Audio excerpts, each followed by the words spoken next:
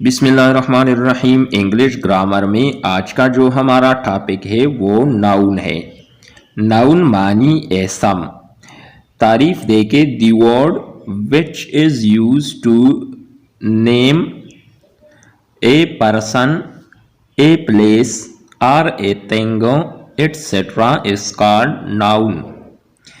ایسا لفظ جو کسی شخص، جگہ یا چیز کے نام کے طور پر استعمال ہو اسم کہلاتا ہے۔ ایگزامپلز مثالیں دیکھیں۔ علی یہ ناؤن ہے، لاہور یہ ناؤن ہے، انڈس سندھ یہ ناؤن ہے، ٹروتھ سچ یہ بھی ناؤن ہے، محمد علی جناح یہ بھی ناؤن ہے، چلڈرن بچے یہ بھی ناؤن ہے۔